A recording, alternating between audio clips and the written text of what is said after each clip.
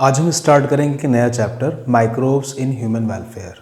शुरुआत में एनसीईआरटी में लिखा हुआ है कि प्लांट्स और एनिमल्स के अलावा माइक्रोब्स यानी माइक्रो ऑर्गेनिज्म एक मेजर कंपोनेंट है, एक बड़ा हिस्सा है हमारी अर्थ के बायोलॉजिकल सिस्टम का, यानी कि लिविंग पार्ट का। फिर उसके आगे उन्होंने ये लिखा हुआ है कि माइक्रो ऑर्गेनिजम्स की बहुत बड़ी वैरायटीज़ दुनिया में मौजूद है, यानी काफ़ी डाइवर्स हैं। जैसे ही माइक्रो ऑर्गेनिज्म नाम पर आप जानते हैं bacteria, virus, protozoa, fungi, viroids और प्रियॉन्स। 11वीं क्लास में आपने बायोलॉजिकल क्लासिफिकेशन में वायरॉइड्स और प्रियॉन्स के बारे में भी सुना होगा। ये जो माइक्रो ऑर्गेनिजम्स हैं ये सब जगह मौजूद हैं, जैसे कि एयर में भी हैं, वाटर में भी हैं, सॉइल में भी हैं, इनसाइड आवर बॉडी हैं, आउटसाइड द बॉडी हैं और दूसरे एनिमल्स के ऊपर भी मौजूद हैं। इसके अलावा ये ऐसी भी जगह मौजूद हैं जहाँ पर कि ज़िंदगी की उम्मीद भी नहीं की जा सकती, जैसे कि जो पानी के अंदर ज्वालामुखी होते हैं जिन्हें थर्मल वेंट्स बोला जाता है, उसमें इवन गीज़र में जहाँ पर कि टेम्परेचर 100 डिग्री सेल्सियस रहता है। इसके अलावा ये मौजूद रहते हैं काफ़ी गहराई में मिट्टी के अंदर, कई मीटर मोटी बर्फ़ के अंदर, और इवन काफ़ी एसिडिक सॉइल और जो दलदल होते हैं एसिडिक, उन सब के अंदर भी ये पाए जाते हैं। आगे एनसीईआरटी में उन्होंने कुछ फ़ोटोज़ दे रखे हैं, जैसे कि एक बैक्टीरियोफेज का फ़ोटो दिया हुआ है और एक ये एडेनोवायरस का दिया हुआ है, और इसके अलावा एक ये दिया हुआ है इसका TMV टोबैको मोज़ाइक वायरस का। इधर एडिनोवायरस पर एनसीईआरटी में एक लाइन फिगर में लिखी हुई है कि ये रेस्पिरेटरी इन्फेक्शन कॉज करते हैं। अच्छा, एडिनोवायरस का एक सवाल ये मशहूर है, जब आप वायरस पढ़ेंगे 11वीं में, वहाँ पर आप सुनेंगे कि इसका genetic material double stranded DNA, ठीक है। और ये जो रॉड शेप्ड है टोबैको मोज़ाइक वायरस, इनका genetic material single stranded RNA होता है।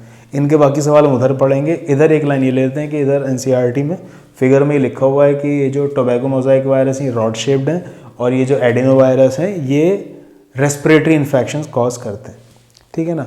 अच्छा, इसके बाद एक छोटी सी बात ये कि ऐसा नहीं है कि ये सिर्फ बीमारी ही कॉज करते हैं माइक्रो ऑर्गेनिज्म।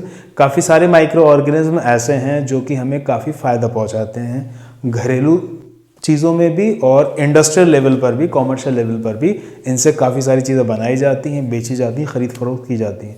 तो पहले हम हाउस होल्ड प्रोडक्ट्स, घरेलू चीज़ों पर माइक्रोब्स का क्या रोल है उसको डिस्कस कर लेते हैं, और फिर इंडस्ट्रियल लेवल पर क्या रोल है, ठीक है ना। एक छोटा सा डायग्राम एनसीईआरटी में और दे रखा है जिसमें कि उन्होंने बैक्टीरिया और फंजाई को कल्चर मीडियम में ग्रो कराकर उनकी कॉलोनीज़ को दिखाया गया। अब जैसे कि एनसीईआरटी की फ़ोटो है जिसमें कि बैक्टीरियल कॉलोनी दिखाई गई और वो फंगल कॉलोनी दिखाई गई, तो बस ये डायग्राम जहन में होना चाहिए और बात आपके दिमाग में रहनी चाहिए कि बैक्टीरिया और फंजाई को कल्चर मीडियम में ग्रो कराया जा सकता है और इनकी कॉलोनीज़ देखने में ऐसी होती। नेक्स्ट टॉपिक है हमारा microbes in house hold products. यहाँ पर हमें जिक्र करना है कर्ड या फिर योगर्ट यानी दही से रिलेटेड कुछ सवाल। इसके अलावा हमें याद करना है डो, गूंदे हुए आटा, और उससे बनाया जाता है फिर इडली, डोसा और ब्रेड। इसके अलावा हमें यहाँ पर बात करना है टोडी, एक छोटा सा पॉइंट है, और इसके अलावा कुछ और दूसरे फूड आइटम्स हैं, और इसके अलावा बात करनी है चीज़ की। इन सब आइटम्स के बारे में यहाँ बात करें। कर्ड के बारे में पहली लाइन आपको याद रखनी है कि कर्ड को बनाने के लिए जो बैक्टीरिया इन्वॉल्व हैं, एक नाम तो आपको 9-10 से याद होगा, लैक्टोबैसिलस, है ना। एनसीईआरटी में इसका स्पीशीज़ के साथ नाम दे रखा है लैक्टोबैसिलस बुल्गैरिकस। एक नाम तो आपको याद करना है लैक्टोबैसिलस बुल्गैरिकस। हम पॉइंट याद कर रहे हैं कि वो बैक्टीरिया जो कि फर्मेंटेशन के ज़रिए कर्ड या योगर्ट बनाते हैं, उनका नाम है लैक्टोबैसिलस बुल्गैरिकस। इसके अलावा आपको नाम याद करना है स्ट्रेप्टोकोकस लैक्टिस, स्ट्रेप्टोकोकस लैक्टिस। इसके अलावा स्ट्रेप्टोकोकस थर्मोफिलस, स्ट्रेप्टोकोकस थर्मोफिलस। इसके अलावा एक फंजाई भी है, उसका नाम है राइजोपस ओराइजा, राइजोपस ओराइजा, ये एक फंजाई। एनसीईआरटी में तीनों बैक्टीरिया के नाम दे रखे हैं, फंजाई का नाम नहीं, ये मैंने पुराने पेपर से लिया है। अब ये जो तीनों बैक्टीरिया हैं ये कहलाते हैं lactic acid bacteria, lactic acid bacteria. इनको शॉर्ट में लैब भी बोला जाता है। अब होता दरअसल ये है, फर्मेंटेशन के जरिए जब मिल्क को कर्ड में चेंज किया जाता है तो ये सभी बैक्टीरिया करते हैं, है ना। ये फंजा भी कर लेते हैं। तो मिल्क के अंदर एक शुगर है जिसे मिल्क शुगर बोलते हैं, आपने नाम भी 9 टर्म में याद किया होगा, लैक्टोज। फर्मेंटेशन के दौरान जब मिल्क कर्ड में चेंज होता है तो लैक्टोज चेंज हो जाता है लैक्टिक एसिड में। किस में चेंज हो जाता है? Lactic acid. एक लफ्ज़ आपने ये भी सुना होगा, ये लैक्टोज तो मिल्क शुगर है ना। इसके अलावा आपने 9 10 में एक नाम और सुना होगा मिल्क प्रोटीन का। क्या नाम है मिल्क प्रोटीन का? कैसीन। ठीक है, कैसीन। तो होता दरअसल ये है कि जब मिल्क कर्ड में चेंज होता है तो लैक्टोज चेंज हो जाता है लैक्टिक एसिड में। ये जो लैक्टिक एसिड है ये मिल्क प्रोटीन कैसीन का कोगुलेशन और पार्शियल डाइजेशन कर देता है। Coagulation and partial digestion of milk protein casein. अब जब कोगुलेशन पार्शियल डाइजेशन हो जाएगा मिल्क प्रोटीन कैसीन का तो इसको डाइजेस्ट करने में आसानी होगी। तो इसका मतलब यह है कि मिल्क के कंपैरिजन में कर्ड बहुत अच्छे से डाइजेस्ट होगा, एक बात। दूसरी बात ये कि मिल्क के कंपैरिजन में कर्ड ज़्यादा न्यूट्रिशियस है, ज़्यादा गुण है इसके अंदर, ज़्यादा न्यूट्रिशन पॉइंट ऑफ व्यू ज़्यादा बढ़िया है। क्योंकि जब मिल्क कर्ड में चेंज होता है तो इसके अंदर विटामिन B12 का कंटेंट भी बढ़ जाता है। तो ये सवाल आपसे नीट में पूछा जा सकता है, पुराने पेपर में आया भी है कि curd is more nutritious than milk because it contains, आपको आंसर लगाना होगा, increase amount of vitamin B12। ठीक है। अब जब कोई बंदा कर्ड खाएगा तो लैक्टिक एसिड उसके स्टमक में पहुंचेगा, तो ये लैक्टिक एसिड वहाँ की पीएच को कम कर देगा, जिसकी वजह से ये होगा कि स्टमक के अंदर और दूसरे माइक्रो ऑर्गेनिज्म की ग्रोथ नहीं हो पाएगी। यानी कुल मिलाकर हम इसको ये भी कह सकते हैं कि बहुत सारे माइक्रो ऑर्गेनिज्म से हमें प्रिवेंट करता है। ठीक है। तो कर्ड के बारे में मुझे आपको बताना था कि कर्ड या योगर्ट बनता है मिल्क से। मिल्क से कर्ड या योगर्ट बनाने में इंपॉर्टेंट रोल है lactobacillus बुल्गारिकस, Streptococcus lactis, Streptococcus thermophilus और राइजोपस ओराइजा। ये जो तीनों बैक्टीरिया इनको लैक्टिक एसिड बैक्टीरिया भी बोला जाता है, LAB। और इस दौरान जब मिल्क कर्ड में चेंज होता है तो मिल्क शुगर लैक्टोज चेंज हो जाता है लैक्टिक एसिड में। अब बहुत सारे लोग ऐसे होते हैं उनको लैक्टोज इंटॉलरेंस होता है, यानी अगर वो दूध पी लेते हैं तो उनको गैस्ट्रिक ट्रबल, गैस वगैरह बनने लगती है, लूज मोशन हो जाते हैं। तो अगर अब जैसे मिल्क ज़रूरी भी है, उसमें कैल्शियम होता है ना, तो अगर मिल्क से दिक्कत है तो मिल्क को उतने ही मिल्क को कर्ड में चेंज कर लिया जाए तो लैक्टोज चेंज हो जाएगा लैक्टिक एसिड में। लैक्टिक एसिड से कोई दिक्कत नहीं और बल्कि तो ज़्यादा फायदेमंद है, क्योंकि जब वो कर्ड यूज़ करेगा तो उसमें विटामिन B12 कंटेंट ज़्यादा हो। विटामिन B12 आपने सुना भी है मैचुरेशन ऑफ RBCs के लिए ज़रूरी होता है। इसके अलावा लैक्टिक एसिड क्या करेगा? मिल्क प्रोटीन कैसीन का कोगुलेशन और पार्शियल डाइजेशन कर देगा, जिसकी वजह से मिल्क प्रोटीन कैसीन भी अच्छे से डाइजेस्ट हो पाएगा, ज़्यादा न्यूट्रिएंट वैल्यू उसकी काफ़ी ज़्यादा बढ़ जाएगी। इसके अलावा क्योंकि lactic acid acidic environment create करेगा स्टमक में, तो और बहुत सारे डिजीज कॉजिंग माइक्रो ऑर्गेनिज्म की ग्रोथ हमारे स्टमक में नहीं हो पाएगी। ठीक है।